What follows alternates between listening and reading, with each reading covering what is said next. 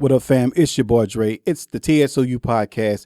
Listen, it is my pleasure to introduce you to Glenis Redmond, a highly acclaimed poet whose work has captivated audiences across the world. Glenis is known for her powerful and poignant poetry that explores themes of identity, history, and the human experience. With a career spanning over 3 decades, Glenis has established herself as a force to be reckoned with in the world of poetry, having received numerous awards and accolades for her work.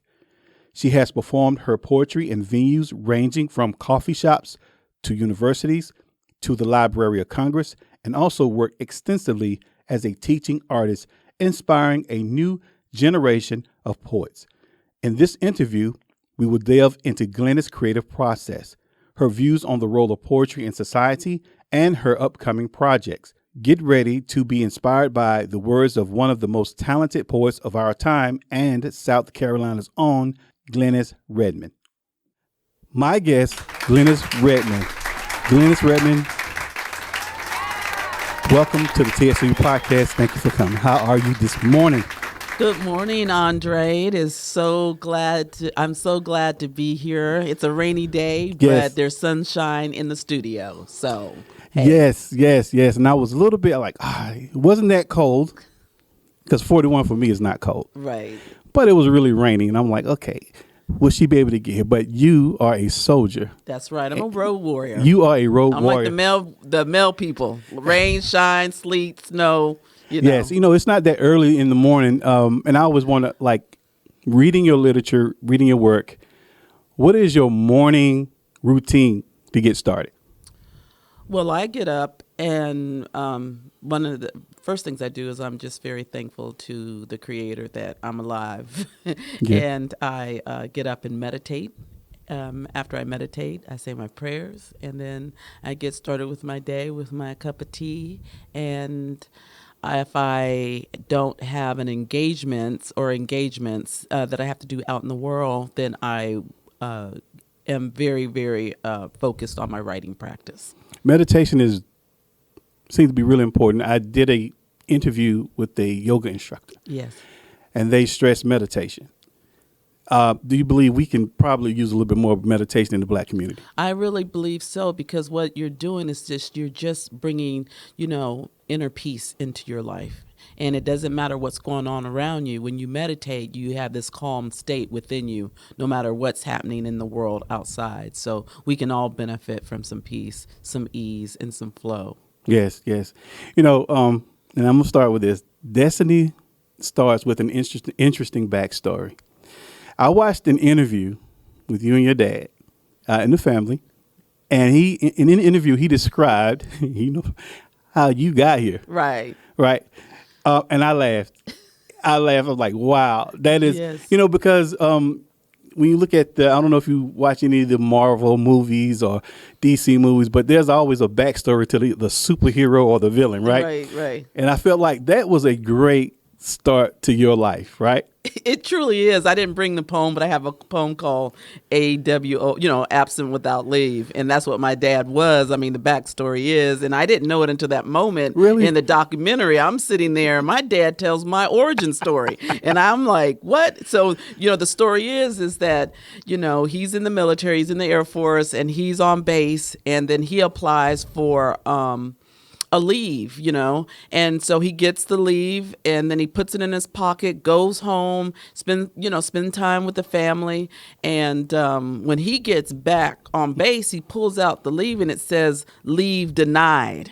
Wow. And so, and he said that I was conceived on that weekend of when he was absent, he was absent without, his leave was denied. So that really tells a lot about my personality. Right. Like, because I'm a free spirit, I'm a poet. I've always kind of been on the fringe of society and do pretty much, a poet's walk of, marching to my own drum. It's not that I don't care about what other people think, but I also believe in following your heart, and that's the poet's walk. So it's safe to say that you believe in destination. Yeah. I believe in destiny. I believe in fate. And I really, that moment when my dad was, you can't tell, he's a very dry jokes person. Like he delivered, he knows what he's going to do. He knows it's coming, and that's how he plays spades too. Like he would just like holding that card and then throw it down. He used to put the card to his head and then wait until you come around and then take it off his forehead and go, ha! And that was that ha move, when he told me about how I got here. And I was like, wow, I'm in my 30s. My daughters are sitting right here. And this is the first I'm hearing. But it's great, so yes. That is my poetry origin story, Wow. And it is great. It's a great story. As a little girl, you love to read. Yes. One of my questions is because when I didn't like to read. Was it an emphasis in the household to read, or was it something that fire inside you that was driven to read? No, it was a fire within me. Like, of course, everybody in the family could read, but I was the geek. I was the nerd. I mean, my brother read comic books, so we bonded over. My oldest brother, Willie, he loved all comic books.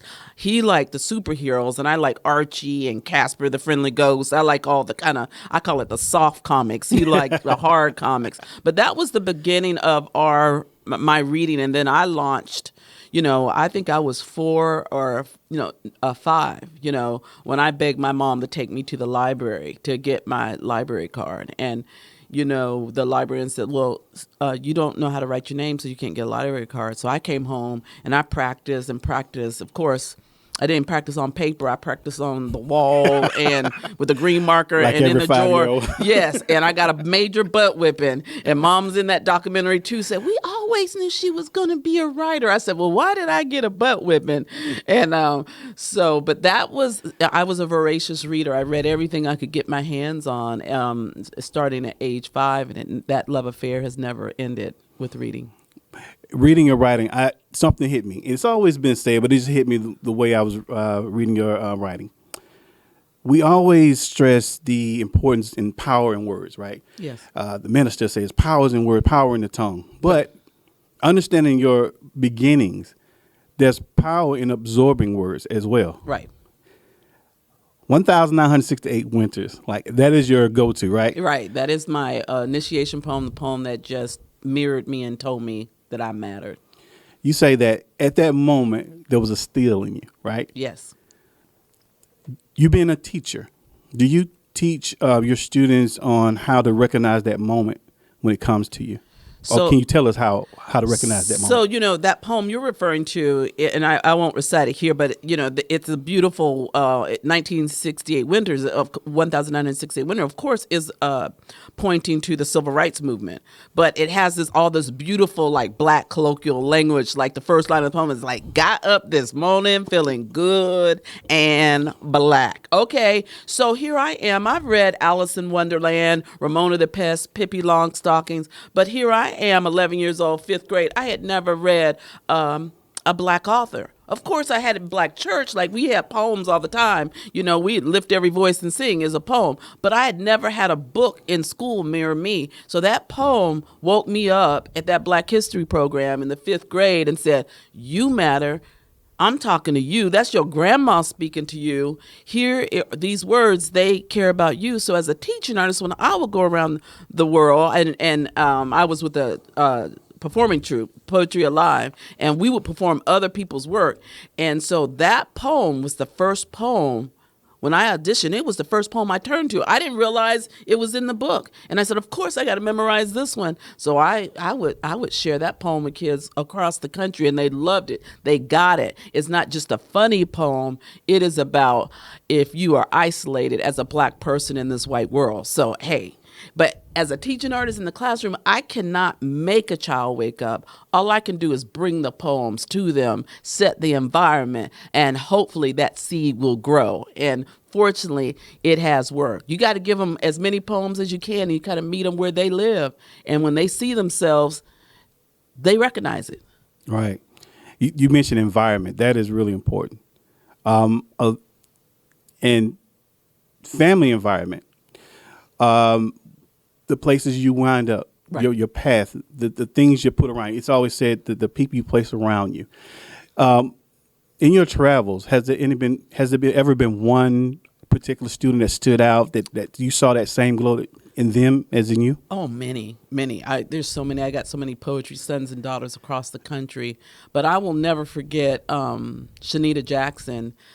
She said I met her in elementary when I came and did a performance, but I remember meeting her at a middle school where I was doing a poetry residency, and she couldn't come in because she had a math class during the period I was teaching poetry. But she came in on my break and she showed me her poems, and I said, "Wow, these are phenomenal." And I said, "Here's my card. Call me if you ever need me." And I've given my card to many students. If you need any kind of poetic help, I'm here. Most of them don't call. Most of them don't email. But she called me. She called me on a Saturday and said, "Hey, they're having a poetry slam in Asheville, and my teacher can't take me. Will you take me?" I had a full plate, but I had promised her that I would intervene and I would help her. And I said, "Sure." And I went and got her. And she lived in Hendersonville. I took her to Asheville to the poetry slam. Me and my daughter took her. And she was an 8th grader at a high school slam. And they didn't want her to compete. They said, "Well, she needs a sponsor." I said, "I'm her sponsor." Yeah. I'm one of the people who was part of the founding slam, and I'm just like, yeah, we always say we want to help people, but here she is. She's right here. She's shown the initiative to call me. And so she slammed not that day, and she came second place. Wow. As an 8th grader amongst a field of high schoolers, and she has not stopped to this day. She has her master's degree, and now she's a professor teaching creative writing. Wow. That's amazing. Yeah, so but there are a lot of stories like that. I can talk about, Starry, who actually is from around this community, who went to Berea College, and she got into college with doing a poem for an interview for Berea College, and that's how she got in full ride. There's just so many I could talk about. Jared, who's on the spectrum, who's written a book, and who is an advocate for poetry. There's just many, and I'm fortunate to come across these wonderful, wonderful students. So you mean to tell me you can get a full ride scholarship with a poem? Well, she did. Because, they were, doing interviews. And so she said, "Well, would you like to hear a poem?" So she did her poem that she had written in one of my workshops. And then she said, "Well, when am I going to have my interview?" And they said, "Oh, dear, that is your interview." Wow. So. Is it the poetry world? A lot of people see poetry. We watch it. We come see it. But you are accomplished, would you say? Yeah. It's my life. It's your life. Yeah. Did it, for those who would listen and watch it and try and into poetry, like, what does it take to get to the level that you have risen to? It takes a lot of work. People see you read a poem or perform a poem, and students are very, very famous for this. They'll come up and say, "I want to do what you do." I said, "Well, if you really want to do what I do, let me tell you." And most what they say or what they're saying is, "I want to be in front. I want to be in the limelight." But what I tell them, I'm not into making famous poets. I'm into making poets who are willing to work and fall in love with the craft and do what it takes. So that means writing every day, 3 to 4 hours every day. I went back and got my master's degree after my children, graduated from high school. Even though I was a working poet at the time and I wasn't making a living from poetry, I wanted to go back and study my craft even more. So it's work. So when you work for yourself, you never have a day off. It's 24/7. So people don't see those hours that you put behind the scene to become accomplished. And so my thing is, I'm not just people say performance poet. I am as just as much a page academic poet as I am a performance poet. So I study my craft. I know poetry, and it's a practice. So I'm always growing, and my next book will always be my best book. Right. Oh, well said. Absolutely. Speaking of that, you've written 6 books. Yes. I was introduced to you through the book Dave Praise Songs for Dave the Potter. Yes. Now I love history, but I never even knew Dave the Potter existed. How were you drawn, or how did you discover Dave the Potter? I think our ancestors call us. I'm going to put it like that. I believe if you're an open vessel, you're an artist, the ancestors are going to use you. So I am a teaching artist for the Kennedy Center, and I have a friend who's a professor who's a teaching artist too at the Kennedy Center. And one day she had handed me this book about Harriet Jacobs, who was the enslaved woman who was in the attic in Edenton, North Carolina, for 7 years in the attic to hide from her owner. And she finally escaped and became an abolitionist and a writer. And so we were writing about, she gave me that book and I started writing poems. She had dance students at University of Delaware. I sent those poems to her, and her students danced, Harriet, and brought her to life. And then she brought in another professor, Dr. Gabrielle Foreman, who I will be doing a talk and reading with at the Greenville County Museum of Art on David Drake. She's a MacArthur Genius Award winner. She's a scholar, African-American literary scholar. And we started doing all the Harriets. And then right after we were doing Harriet Jacobs, Harriet E. Wilson, who's the first novelist, and Harriet Tubman, who everybody knows, she said, you know what, Glenis, you should start doing David Drake. He's in South Carolina. He was from South Carolina. I said, I'm not. I'm doing Harriet's right now. But the strange thing happened when she said that, everywhere I went, I don't care where it was, they say, oh, do you know who David Drake is? I was in Birmingham at the museum. They asked me, we have a Dave pot. You want to see it? Okay, yeah. And then I was at another place. Same thing. I was at League Middle School Academy. And they said that the librarian said, come in here. I want to show you this book by Brian Collar. It's about Dave the Potter. I said, okay, Dave. I hear you. So when something happens 3 times, that's my cue that I'm going to start writing. So then I started writing for Dave, but he dragged me down. For those who don't know who Dave, because I've studied now, yes. give a little who he was. Okay, yeah. So Dave was an enslaved potter poet from Edgeville, South Carolina, who, it's not odd that an enslaved person might have another, job like bricklayer, or he was a potter. But what's odd about him is the word poet, because we know enslaved people were not allowed to read or write. There was punishment if you learned to read or write. And even if you're a white person who taught a black person, there was punishment to you as well. But we don't know really how he learned to read and write. We do know one of his owners owned a printing press. We surmise that David Drake had to clean the printing press. And while he was cleaning the printing press, he learned his ABCs. He learned to read. He learned to write. And then the big leap, he became a poet, did not write his poems on paper, wrote them on the lip of his pots. He wrote couplets, and his most famous couplet is, I wonder where is all my relation, friendship to all Wow. in every nation. Wow. I mean, you're not supposed to be reading and writing, and you got this bulletin saying, where are my people? This man was deep. He was so far ahead of his time, and he left notes for us. I mean, I'm sure he was leaving notes for all of the people who could not read. So he wrote these couplets that sang like songs. So if he said them to them, they could memorize them. They may not be able to read themselves, but they could memorize what he had put on a pot. And so he was the forerunner. And Jonathan Green, who is everybody knows Jonathan Green in South Carolina, Gullah landscape portraiture artist. He was painting Dave in the 90s before we were even thinking about Dave. And so this collaboration came that I wrote poems to Jonathan's artwork of Dave. And Gabrielle did the scholarship and edited the book, put us all together. And then Lynette, she did all the artistic directing, because we brought Dave to life.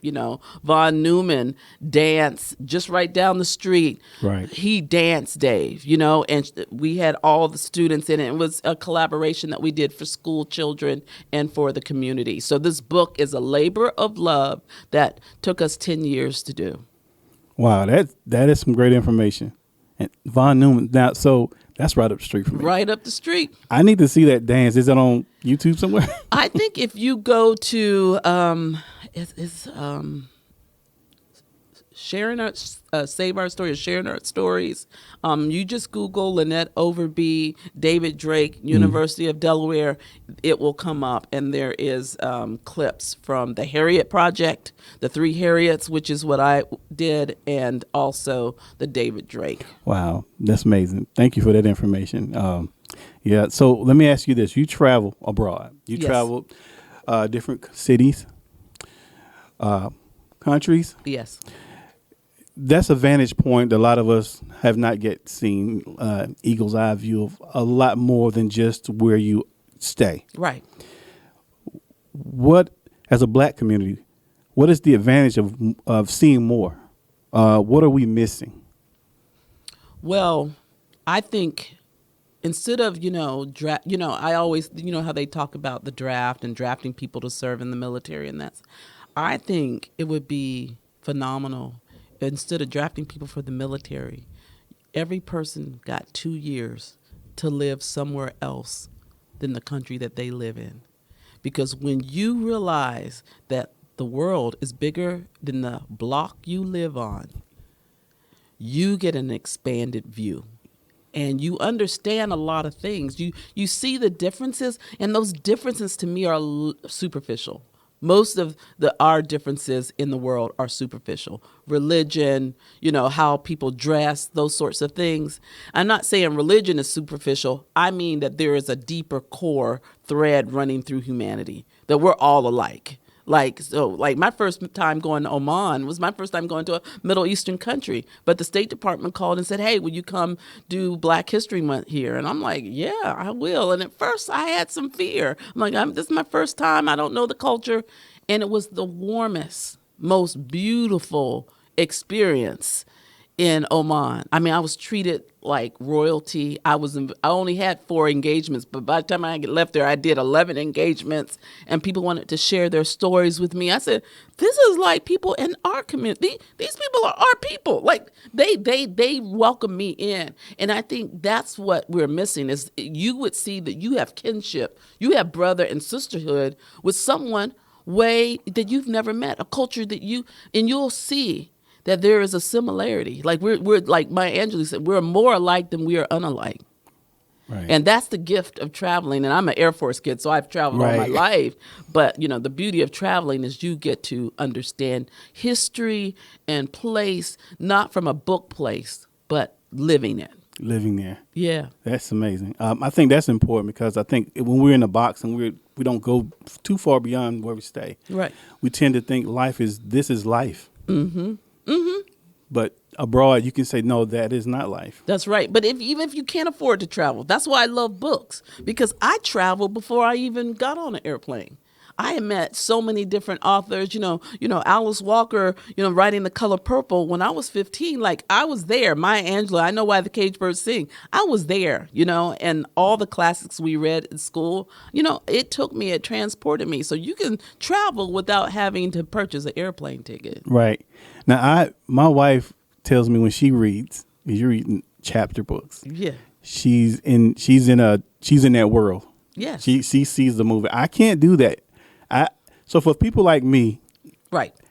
I guess it's an audiobook then, right? You could do an audiobook, whatever. And there's no shame in an audiobook. Audiobook is reading, But whatever, everybody's configured differently. Some people prefer cinema, movies. Some people really do love the act of sitting down with a book because they're wired that way. And a lot of times people haven't found the right book, the right author that will open the world. Or sometimes people have dyslexia. When a child tells me they don't love to read, I don't shame them because I don't know what's going on with them. Number one, I was dyslexic as a child, but I read so much, I overcame a lot of the dyslexia. I gave myself coping skills because I read so much, I figured out ways around it. And a lot of family members in our family, and people in my family are dyslexic. But, it's not something we say in the Black community. We don't really highlight those things because we think it's a deficit. But I'm going to tell you, this attention deficit, dyslexia, those people I know with those those characteristics are geniuses. They see the world differently. It's not that everybody's supposed to be one way. The Creator made us in all shapes, forms, and sizes, and our brains are important, and our personalities are important. And so whatever it takes for you to find your path to learning and expanding, that's your path. I think a lot of people are going to like, oh, I'm a genius. Yeah, they will. Yeah, especially with attention deficit. But if because I like to, I have a lot of artist friends, and many of them they're attention deficit. They're here, but there's brilliance in what they do. Now, do they have to find some mechanisms, some accommodations to follow through to finish a project? Yes, you have to figure those things out. It's not an excuse, but you got to find a way to accommodate your gifts that you've been handed. Wow. Are you a tough teacher?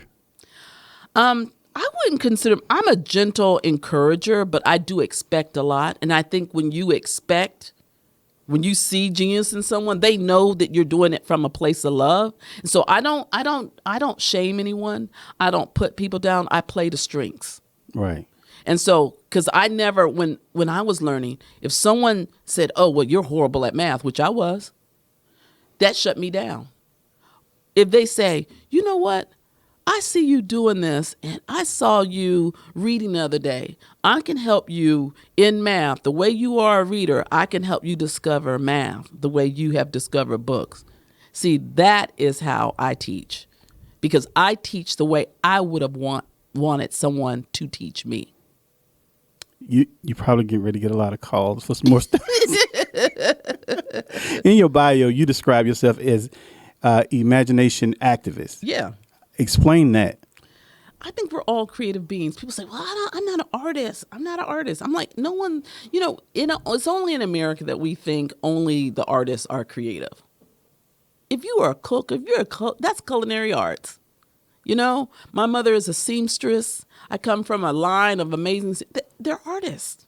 They're creative. So I just want people to understand the beauty that they have. If you can make something out of nothing, that's creativity. And so when I have a workshop, I'm trying to open doors for people to see their life and imagine their life in ways they haven't imagined it before. And it does take an artist to say, oh, you don't have to do this for a living, but you can do it. This is a hobby. This is something you can do that will bring pleasure and beauty into your life. You should do it by all means. You should tell your story, because nobody else is going to tell your story the way you tell your story. Someone asked me to ask you this. Okay. They expressed it this way.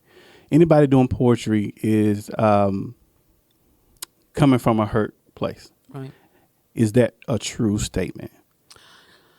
I think that writers, poets, artists will discover the wounds that they have in their life. I don't think that's the only place to create from. I think especially early on, you are trying to deal with the hurt that's been dealt to you. And especially young people, they like to come at that rage, or they come at what wound that they received in childhood.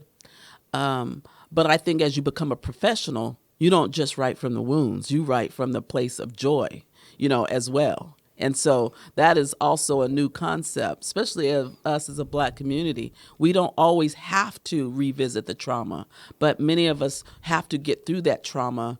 And so we may write through that trauma, but hopefully we can bring in the whole and integrate our lives too. It doesn't always have to be from that place, but many of times it is. We want to deal with that, and there's nothing wrong with that. I know you in a lot of your literature work, literary work. I can't say that right. Healing poetry. You always express poetry is healing. Yes, it's a healer. And you would make the suggestion that those who are going through things should turn to poetry. I don't think. Here's the thing. I was a counselor before I was a poet. I'm not one of those who says poetry is therapy. I say it's therapeutic. It is therapeutic to write out your feelings. It is therapeutic to keep a journal. That will help you move. You need whatever negativity's been put in, you need to get it out. all that said, if you have a mental illness or a disorder, you should seek therapy. And you should have a support team. And we have a stigma in the Black community of that. I believe in counseling. When I was going through a divorce 20 years ago, I got a counselor. There's no shame in that, to talk through your issues. But as far as someone using poetry to exploit their wound on the stage, I'm not for that. Because a poem, by the time a poem is finished, it should be so well crafted. It is art. So you may be visiting some wounds, but by the time you end that poem, there is a cohesiveness that resonates beyond the wound, if that makes sense. I really do advocate people when I in my workshops, a lot of times I always bring a box of tissues, because people gonna end in tears, because what they're doing is confronting themselves, and they're saying things they've never said out loud. But it should not end there in the poetry workshop. Find help, but keep on writing too, because writing will be your best friend. Wow, amazing! You are unapologetically Black. Yes. Given that you've traveled the world, yes, seen a lot of people, experienced a lot of things. Has there ever been a moment where you had to pull back on your Blackness? No, I don't ever pull back on my Blackness, because I can't. I'm a dark-skinned Black woman. Like, when I walk in the room, and it's an interesting thing people have said to me. Like, I remember being at University of Delaware. I was doing a college tour, and the guy who met me at the door, a young Black fellow, he said, "Well, I just want you to know, we might not have that many students because, I had to put your picture on the flyer, and just your picture is controversial." Wow. And I was like, what? I mean, he was trying to speak a truth, but it's just like, what? I am who I am. And if someone's inviting me to a place, I assume you want all Glenis. Right. Well, what am I going to do? Am I going to turn, who am I changing to Mary Jane? All of a sudden, I'm going to be Sue. I'm going to be Glenis Redmond. And that does not mean, when I say unapologetically Black, I just mean I'm going to live and give those lived experiences through my poetry and through my talk to people. And it's not to shut doors. It's not exclusive. It is inclusive, because I think, African-American history is American history. So we got people like down in Florida trying to say you can't teach African American history to AP. It's a part of woke. This is this is our history. Right. These are our stories that need to be told. So yeah, I try to I try to dial it up when I feel scared, and if I say oh man, because you don't know who you're talking to. You really don't. For a long time, I was poet in resident at the State Theater in New Brunswick, New Jersey, and I'd go out and do these informances. And what's so great about that, I would go to corporate places and schools, colleges, shelters, jail, prison, all these places, and tell my story through poetry. And I remember I was at a senior citizen home, all white. I told my story, and I was like, then afterwards they applauded. There was a line to meet me. You never know what's going to be said, so you kind of brace yourself afterwards. It's 95% positive, but sometimes people will say some ignorant stuff. But this woman, elder white woman, came up to me, and she put her hand out, and I put out my hand to shake it, and she soul dapped me. She dapped me up. And then she turned and glanced at me, and she said, "You never know, do you?" And she said, I was on the front lines of the civil rights. I was like, okay. So you really don't know. We have no business judging people by their outers. We don't know what people's stories are. I never even tried to tell or think about who someone is just from their outside. I don't know. And that is one thing that gets us in trouble, when we think we know someone when we see them, because we don't. Right. And it's almost like what you're saying is you got to be all or none. Right. You can't ride the fence. Right. I don't ride the fence. I try not to. Because as an artist, your contract is, I'm going to tell my truth. I'm going to tell my personal truth and our collective truth as I see it. And so so what I learned is, when you're in the mouth of the lion, you just walk in there with no fear. Right. I think a lot of people are going to take that because you ever heard the term code switch, right? Yeah, of course. Right. So it's like black people have to put on this image to fit in. Right. But you're saying, well, you're not saying, but I feel like the thing, you should just be you. You should be you. And when, like, my students love it when I code switch, because like I'll check you in a minute. I don't know if you saw that poem Bruised, but I wrote, and it was for some students who were in juvenile delinquency school, and the principal was like, all of them are gang members. They're not gonna write poetry. And I went in there and we started talking, and somebody was cracking on this one kid because he was dark skinned, and I just looked. I said, "Darker the berry," and then he was like, "Sweeter the juice," and then all of it went. It just everything dissipated. All the every barrier, every wall, and then we bonded. Is a strange thing, and this is so, I think, really Black and brown America. We started bonding over how we got chastise or punish as kids. So it started with the switch. Right. And I said, yeah, I don't know nothing about a switch. I'm from the South. And then they're like, what you mean? I know. And then it came to the belt. And then, and then finally it went to somebody, a Latino brother was like, oh man, they would put raw rice on the floor and you had to kneel on the raw rice. And we're like, we don't know nothing about that. No. And then someone brought out the extension cord, and that just took the air out of the room. But it just whoosh, bonded, like so. But kids, I'm like, look, don't get it twisted because I got a degree or I'm teaching you that I ain't been there, because I have been there, and they respected that. Right. And then I learned after I left that the chief leader of the group, he paid everybody $1 every time they wrote a poem because he wanted them to be respectful when I was in the room. Wow. And I was just like, so that, you have to be yourself and you got to trust. You just got to trust. But kids, I believe what kids are really responding to is, I see you. When you say, I see you and I'm here, because when I go into a classroom, I'm not anywhere else. I'm here with you, and I want to be with you, and I want to hear what you have to say. When they get that kind of realness, they there. Yeah, and it's a mutual respect. Yes. And like I said, I drive the school bus, so yes, when you're dealing with students and kids, and when you respect them and see them, they see you, and you don't have a hard time. Right, because you got to establish that relationship, that bond. But if you come in and you want to have authority right away, and you telling everybody, sit down, be quiet, I don't want to hear from you, they know that. They've already heard that. They heard that 1,000 times in their lives. And I would get, like, especially in elementary schools, especially predominantly Black schools, I would be teaching, and I would hear them, she's nice, and but I'm nice, but I got structure all at the same time. We're all working. We'll laugh, but then there's time to tighten up and write. Right. And we can have fun, but I will show them how we do it. And they respect. The kids want structure. Right. They want structure. They're craving structure.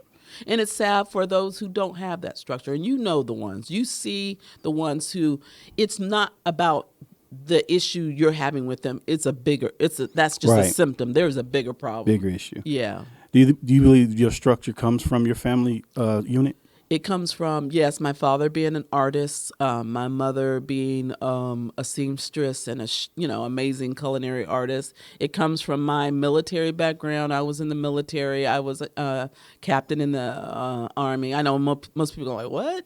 Yeah. So I've lived a varied life. And so even though I'm an artist, I'm not like, people are like, artists are so airy, fairy, dippy, hippie. And I can be that too, because you have to live like in another world to write. So you kind of can be a space cadet, but I'm about business too. I can put on that captain uniform and hat and make them poems, get in a book, get it published, get it out there. Like, so those are different areas of the brain. Like, one is the right side of the brain, which is creativity and let me go wherever I need to go and find this poem. And then the left side of a brain, well, let me send this out to submit it to be published. What do I have to do to build my business as a teaching artist so I am respected and people are reaching out for engagements? Those are different worlds. Those business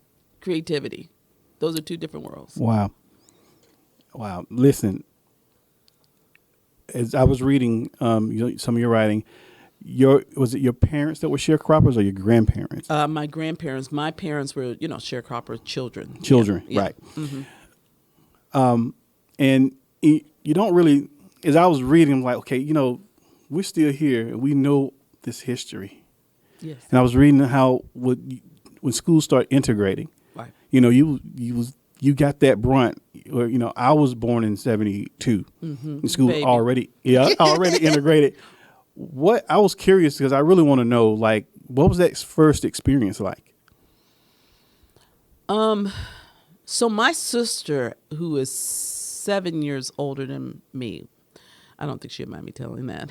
And I was born on Shaw Air Force Base in Sumter. She was the first to integrate. So she had a very different. I came 7 years later. She really had a rough time, like literally chased home every day, called out of her name, white boys with sticks and stones and that sort of thing. So she got the first wave.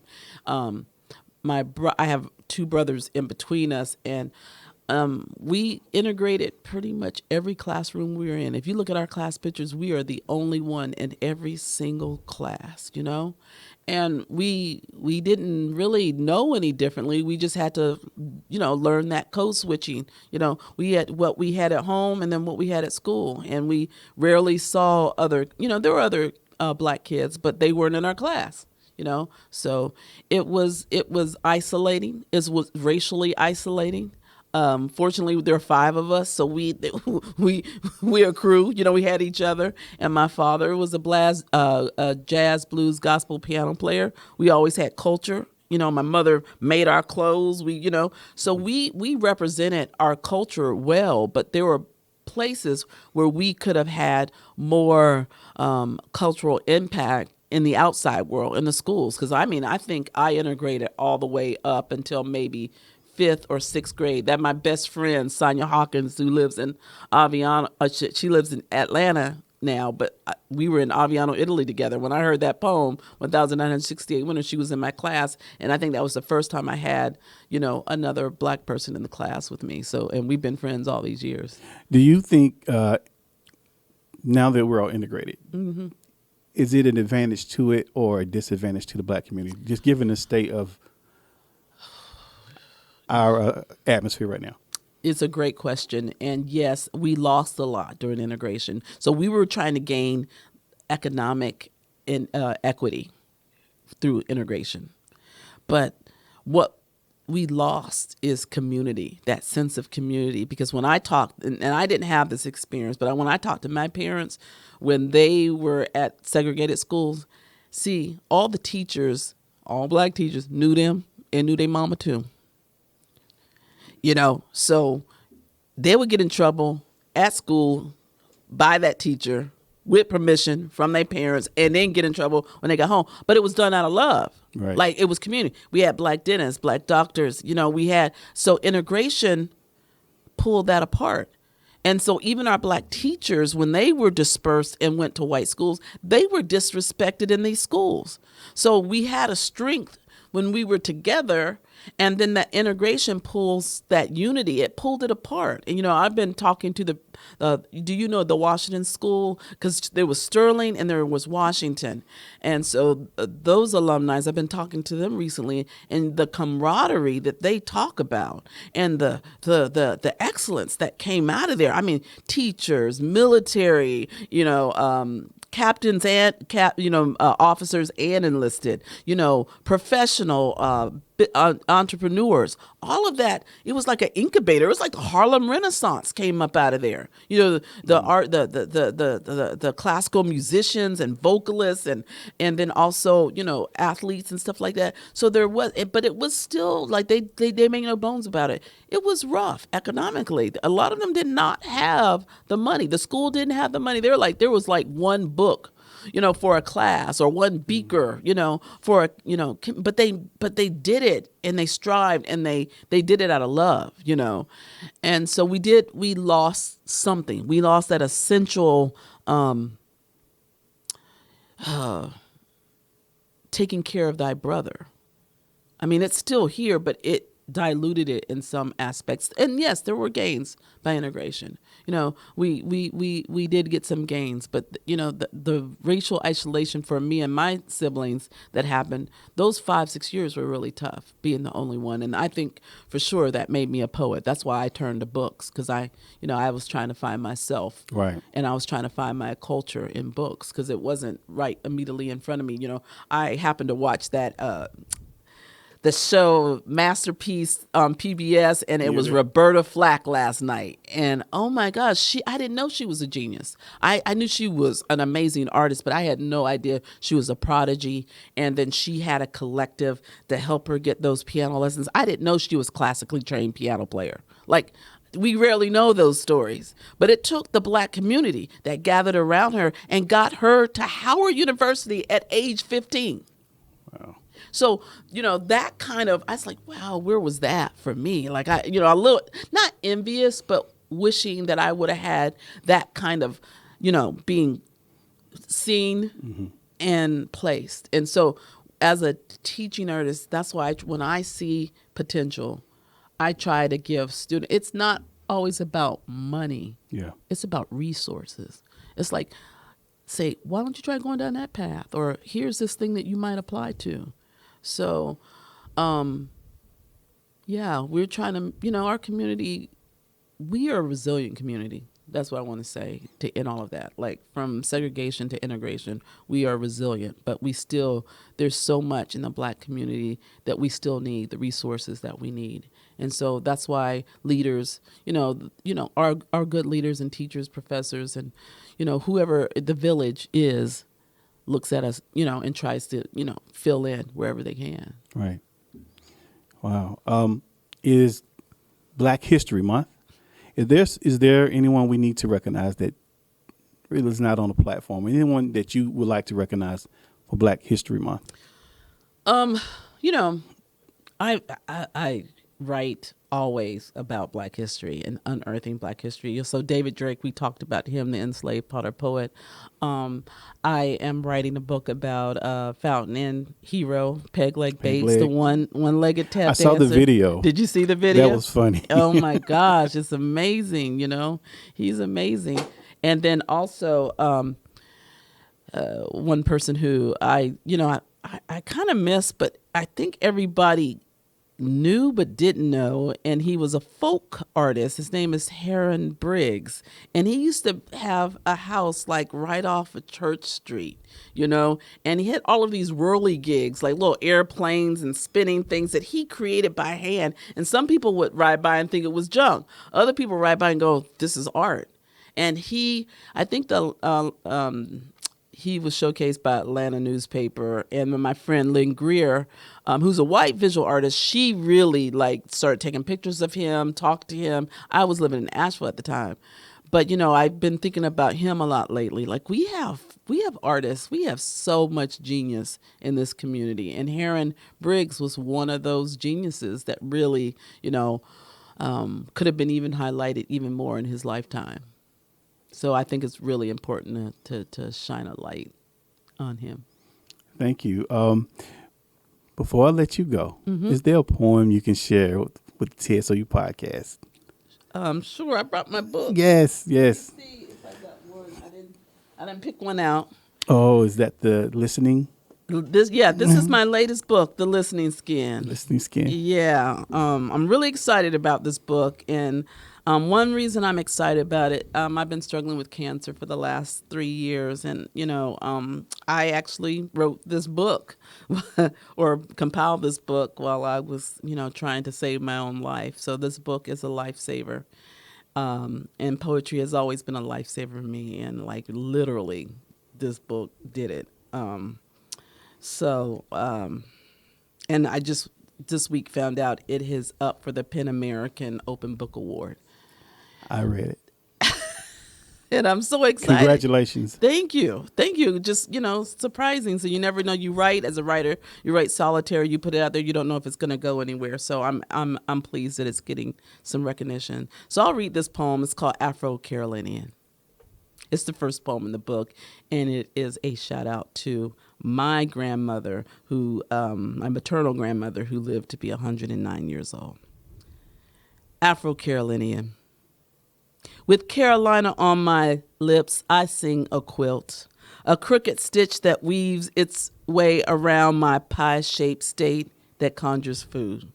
Too sweet like amber iced tea or cake red velvet rich. Too sweet like the words I was raised on. Words that say, if you don't have nothing nice to say, lace it with sugar.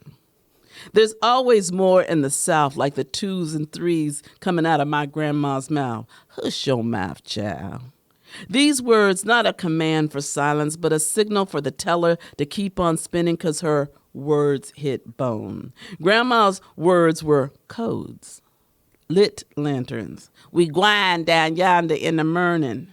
Not a pronouncement to a destination, but a place where she would teach a lesson at her favorite fishing spot. By her foot, a coffee can full of night crawlers. In her mouth, a cigarette she barely puffed. In her hands, a homemade fishing rod, lying steeped in the water, waiting for hook tug. She never said the word patience.